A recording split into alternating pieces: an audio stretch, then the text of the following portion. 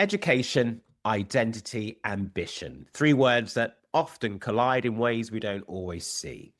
In classrooms and living rooms alike, parents and children can carry stress like invisible luggage, weighing down learning and family life together. But the story doesn't end there because identity isn't just a question, it's a map. And for some, especially ambitious, high performing women, that map can feel less like freedom and more like a straitjacket. Enter Susan Simmons-Lewis, a qualified executive and performance coach with over 2 decades in journalism and communication. Susan brings a holistic approach to success, personal, professional, and educational. Her work, helping women swap that straitjacket for a bespoke suit, tailored to who they really are. Through her signature model, she guides clients by extension, the next generation, to connect with identity, find alignment, and dissolve stress, burnout, and inner conflict. And today, Susan joins me to talk about her book, Who Am I?, her coaching, and the role identity plays in shaping education today. Susan, welcome to the show. How are you? I'm very well, thank you. Look, we got a lot to talk about, honey. I love the intro, by the way. I have to take that one from you. You can have it. You can have it. It's all yours. It's gifted. It's gifted. Look, I want to talk about the role Yeah. you play, particularly in supporting parents and education and kids. But I Mhm. want to start first with women, and firstly, how you got into this space, because Yeah. you were a journalist. Yeah. Yeah, talk to me about how you got into the Yeah. whole coaching stuff.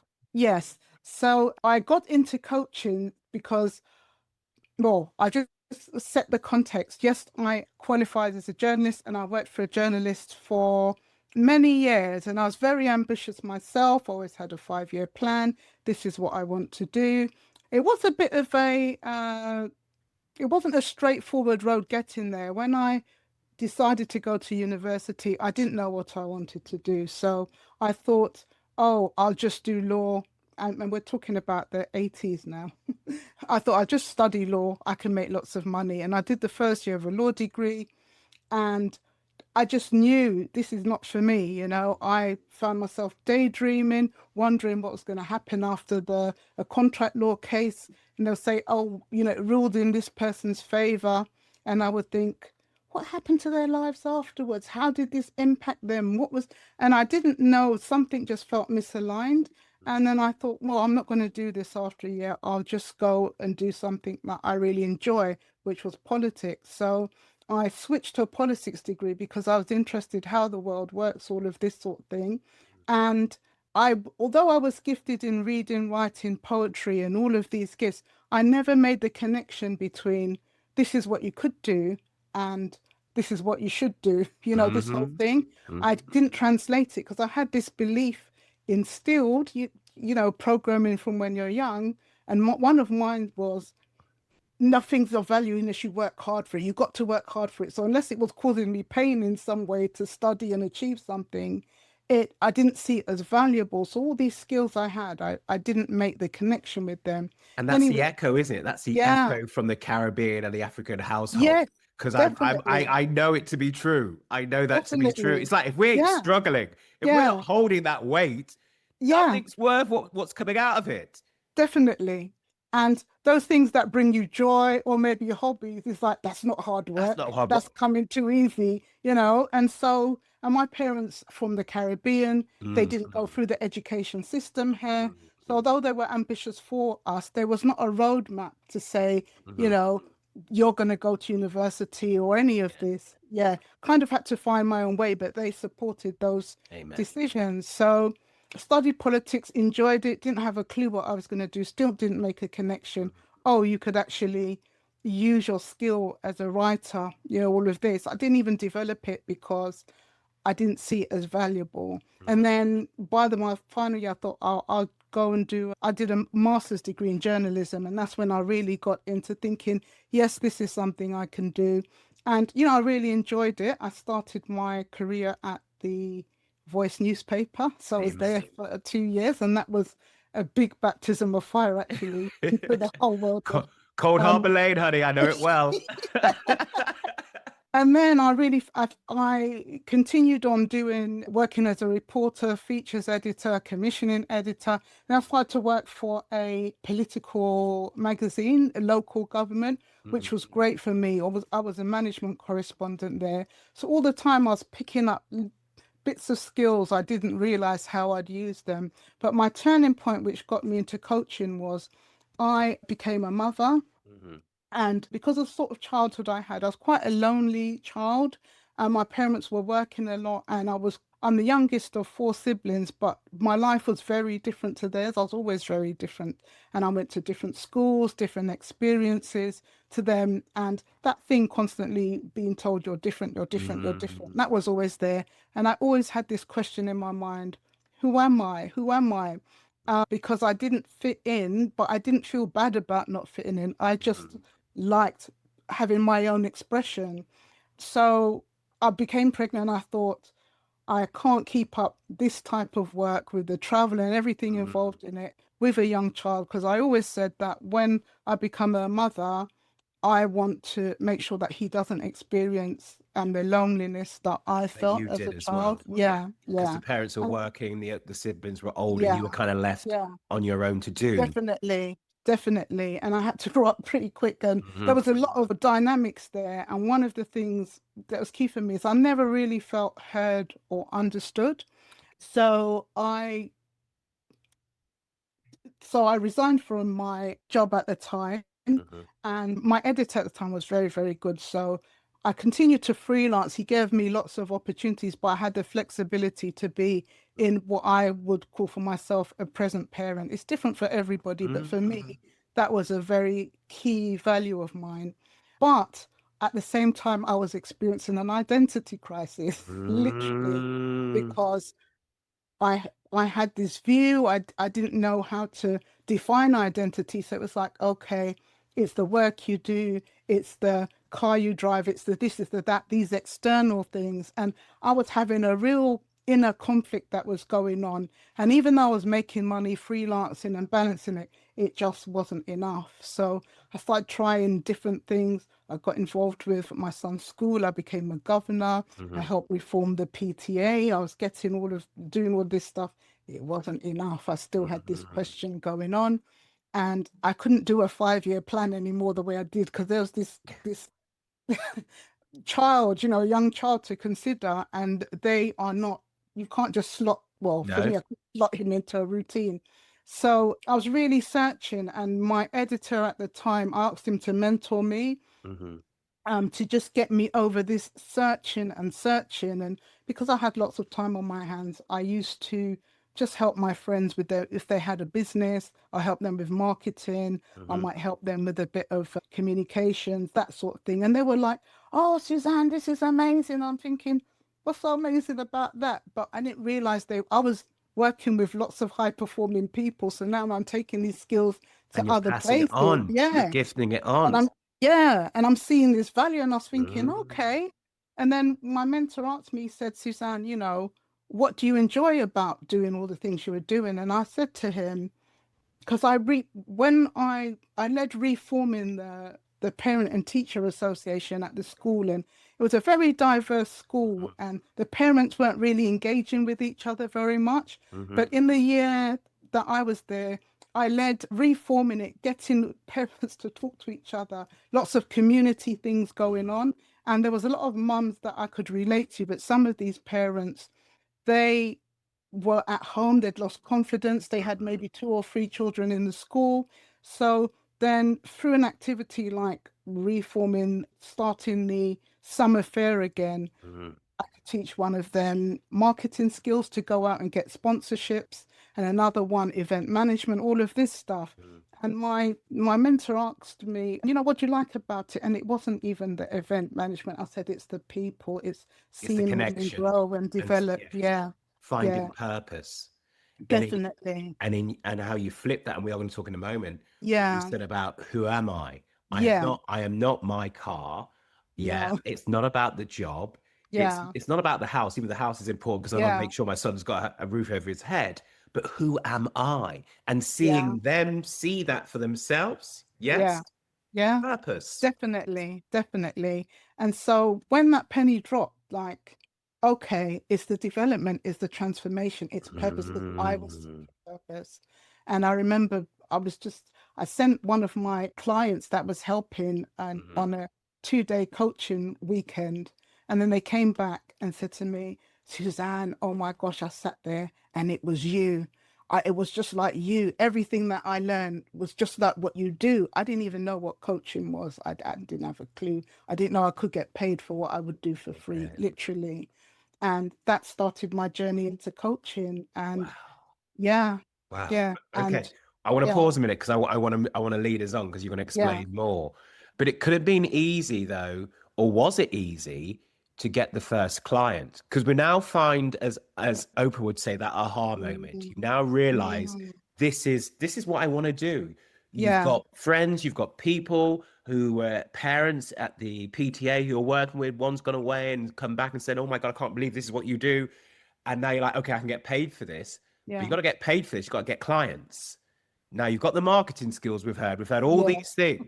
But how did you reel that first person in? Because of my coach training, I got 2 diplomas, Mhm. and through that training, you have to have practice clients. So I asked people, like, do you want to have a change? Do you want to have a transformation? You can have all of these free sessions with me. So there's quite a number of hours you have to do. It was Mhm. quite in depth. And because they got such good results and people around them saw them beginning to transform, when it came to having paid clients, the referrals, people were Mhm. interested because of the results that they saw. But there was still a challenge that I had with doing, okay, what's going to make money and what am I really passionate about in this space? Yeah. And that took time to develop. So when I started coaching, I was saying, well, I know all about careers. I've been a management correspondent. I know about this, I know about that. And I can help people in that way. But as I was helping them, I became more interested. Started to see patterns Mhm. with my clients. Most of them were high performing in on paper, Mhm. but the majority of them were lacking purpose. The goals that they had were not authentic goals. They were their parents' goals or necessity goals. They were dying inside. They had that stress. They had that burnout.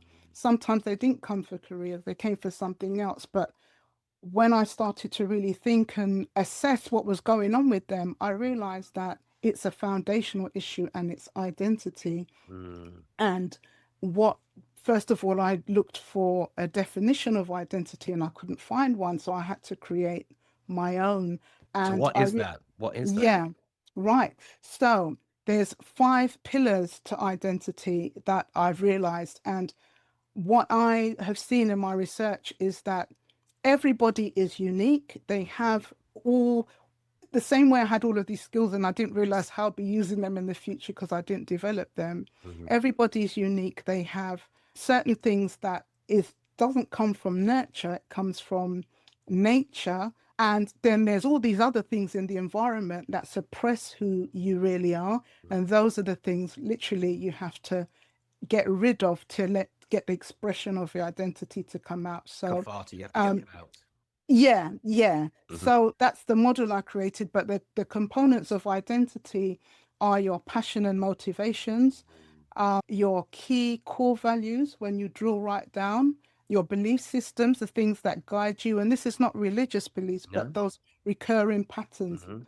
I had some limiting beliefs like that one that really impacted my career journey for some time, Mhm. believing that thing about you have to work hard. Yes, you work hard, but you don't have to die You for have to kill doing that. yourself for it, you know what Yeah, I'm saying? yeah, you could, yeah. And you have beliefs, core values, passion and motivations, personality, your Mhm. like your traits that are unique to you, that you were literally born doing these things before you were socialized. What have I done? Passion and motivation, personality, Belief values, system, values. and belief systems. Yeah, I think that's it. Yeah. So here's the Yeah. thing which I love about you. Yeah. So there's the discovery, there's the journey, there's the Yeah. implementation, and Yeah. there's the transformational change, and it's the gifting on. Okay, that's what I'm Yes. getting. Okay, which I Yeah. think is Yeah. beautiful. What I love though is the connection between being the parent, understanding what was happening in that environment, and now also supporting. Yes, there's high level coaching. We talk Mm, about the straight mm, jacket and all of that yeah, to the tailored suit. And I get that now without you really yeah, explaining it. I get it now. yeah. But for the mum or the dad at home where they're dealing with a lot of stuff in school, okay? The children are dealing with a lot of stuff in school. Parents historically will talk about the microaggression that they experience, particularly black parents as well, okay, which is Mm, historic, which they're dealing with, and still trying to say to their kids, yeah, try and listen to the teacher, blah, blah, blah, and all those things, even though they know damn well that teacher is racist as can be. Right. Let me just call this as it is, yeah, because it's yeah, factual. This is factual. yeah, Okay. But it's now about how do we navigate through that minefield to get one, teachers to understand who sometimes are blinded. Sometimes it's not a perception of in I'm trying to be like this. It's just yeah, again some of that nurture stuff, okay, that you're talking about, okay, and yeah. nature. So how do you work with parents to inspire them to find out who they are again, which they're not just a parent, okay? Mm, You're a mm, person, and deal with the kids and deal with the school because there's a lot going on there. That mix yeah, is quite yeah, toxic. And yeah, I'm just saying that listening to you, and as well as my own experiences yeah, from I know. How do you yeah, navigate all of that? What do you yeah. do? Well, just to provide a little bit more context with the parent coaching, it came by I didn't set out to do parent coaching, Mm, but what I found as I started collecting the case studies and analyzing what was happening, my clients who came and did their own personal transformation, mm, their relationships, they will come back and say, we weren't even working on specifically, I want to get on better with my child.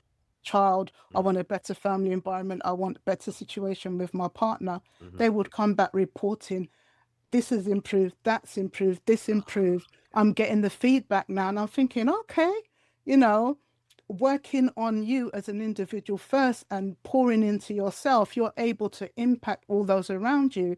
And then they started to see change behaviors in their young people, not necessarily because they were being told certain things, Mm, but now the parent was modeling change, and the children were able to see, oh my gosh, I can see changes in my mum or my father. I knew what they were mm, doing before, and now I'm seeing a change, and this feels really good.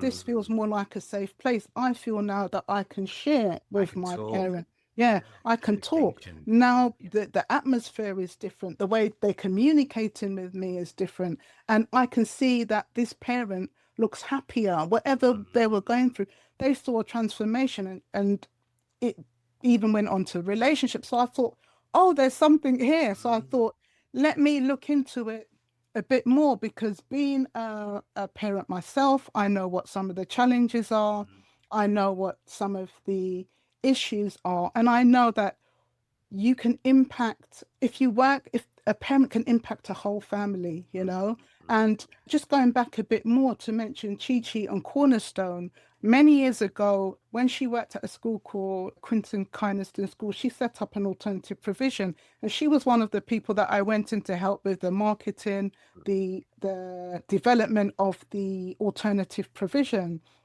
And what I noticed with her, and we're going back, what, 16 years or so, was that engagement with the parents. She was getting extremely good results with the parents because the interventions were with the young people, but the parents were engaged all the mm, way, mm. completely On the supportive. journey. And yeah, and so that always stuck in my mind. And I kept thinking there's so much well, that's debatable how much investment goes into young people, but what happens when they're coming out of that environment and they're going back home and these parents are not Mm, being supported? They might not even understand what's going on. They haven't yeah, had that yeah.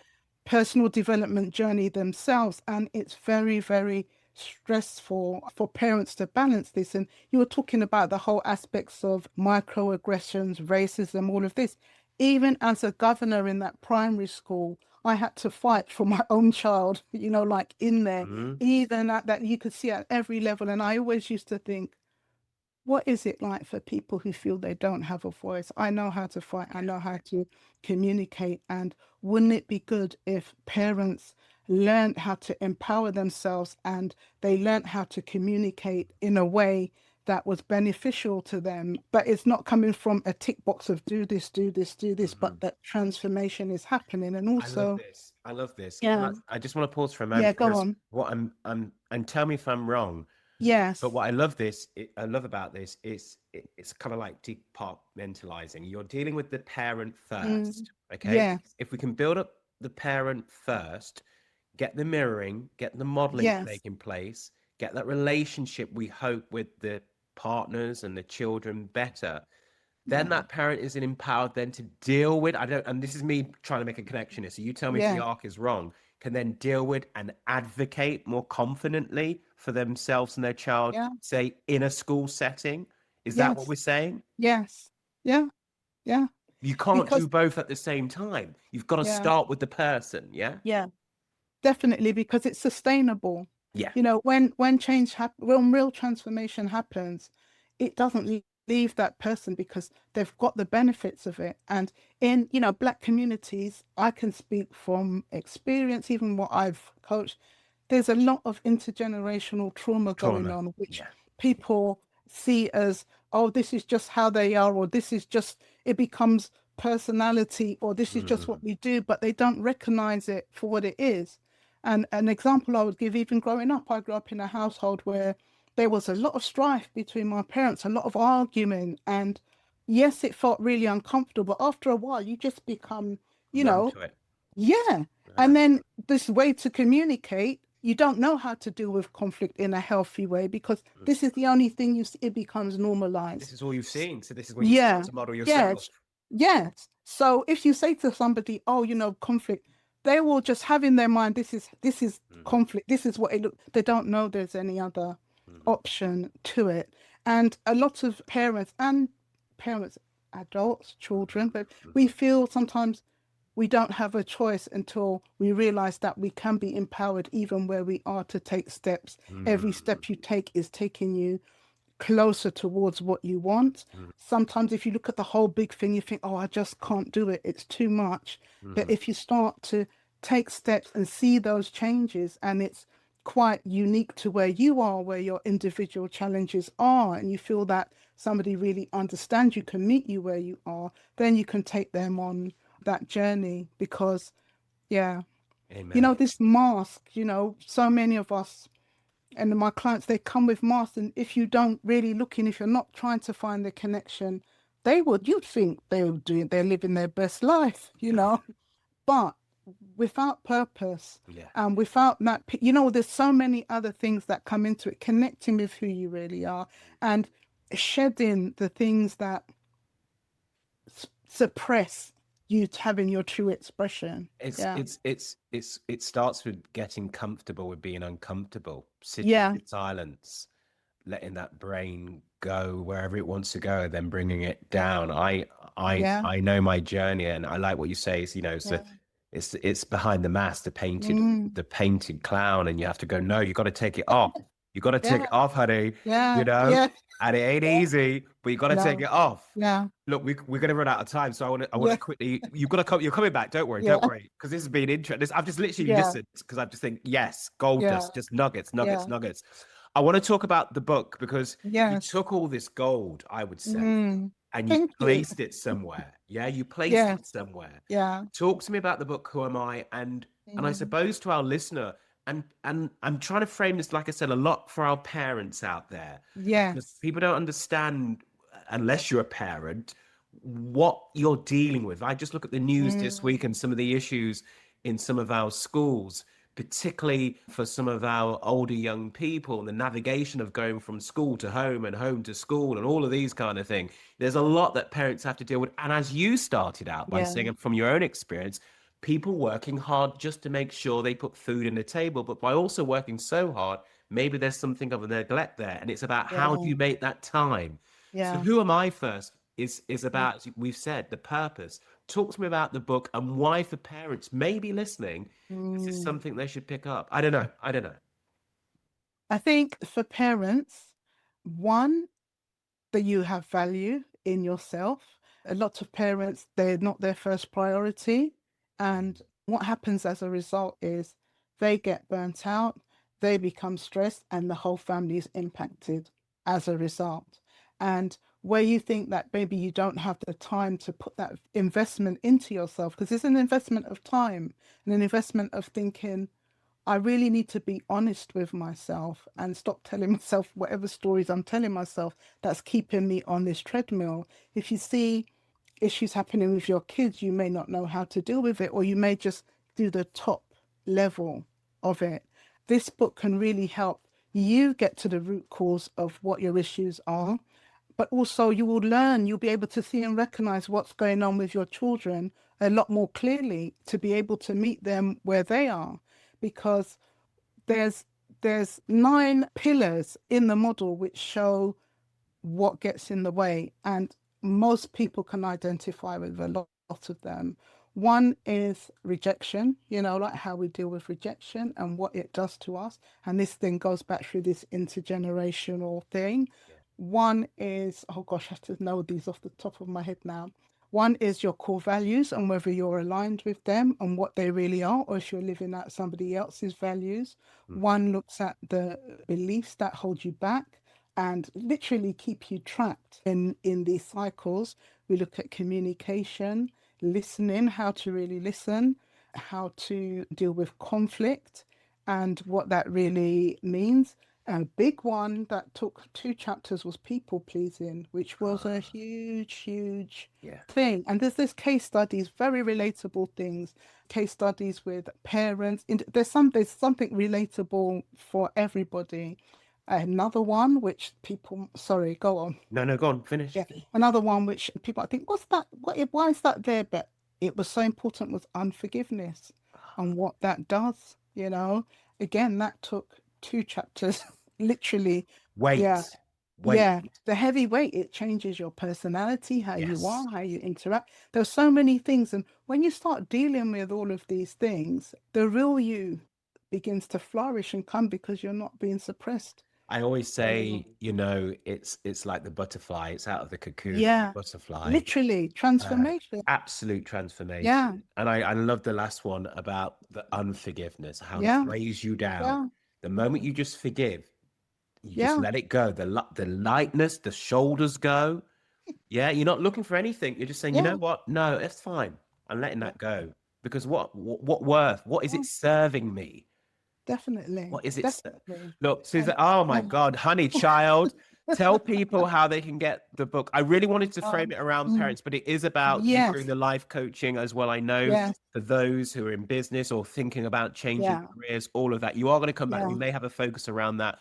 But yeah. literally this week, and particularly some of the stuff I've seen in my day job, I really think Mm, parents carry so much and sometimes forget who they are. Do you know? definitely, definitely, Outside of being a definitely. parent. All right, tell Yeah, people how they can yeah. connect with you. You've got to come back. And yeah, thank you for sharing your pearls of wisdom. Gold, gold, gold. Thank you, Trevor. Thank you for having me. They can connect with me at my website, www.suzannesimmons-lewis.com. Yeah, Brilliant stuff. As yeah. always, Suzanne, please come back to the show and thank you for shedding so much light on us Yes. today. And Trevor, thank you so much for your summaries. I love them. You're welcome.